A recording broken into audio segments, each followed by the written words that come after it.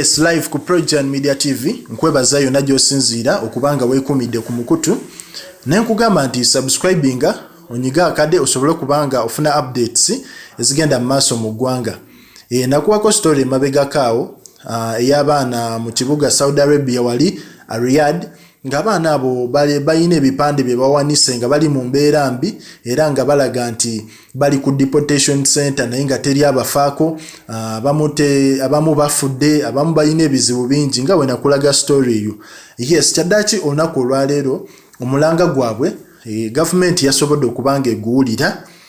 Abaana bano essaawa yonna bajja kubanga batuuka mu ggwanga olw'ensonga nti olunaku olwaleero Ugandan Embassy tiimu eri wali mu Riyadh ku Riyadh airport esazeewo okubanga clearinga the first Ugandans evuddeyo ne repatriatinga ekibinja ekisooka eky'Abannayuganda era nga embassy eno yekitegese okusobola okubanga Bannayuganda bavaayo e Saudi Arabia bano abali ku deportation center.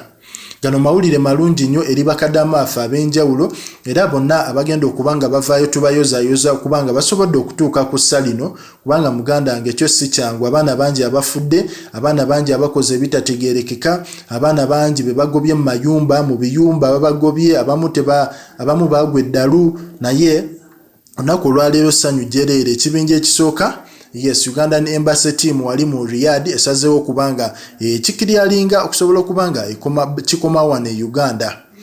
Mawulire gassanyu nnyo. Yes, ku Projan Media TV newayo kubanga nkuwa updates kubanga lyerina eddoboozi twasalawo kubanga tusindika abaana asobole okukomawo mu ggwanga nga bali safe and sound nga teri alina buzibu bwonna. So ekintu nga kino kiba kimpa essanyu, kiba kimpa akamwenyu ku ttama okulaba nti yes ekintu kyempushinga kirina we kituuse era nga bambi essanyu abaana abo lye bagenda okufuna nga bakomyewo ku butaka ligenda kuba ly'amaanyi era nga bagenda kuba beeyagalira mu nsi yaabwe kubanga okubeera eri mu Bawarabu embeera gye babadde bayitamu si nnyangu.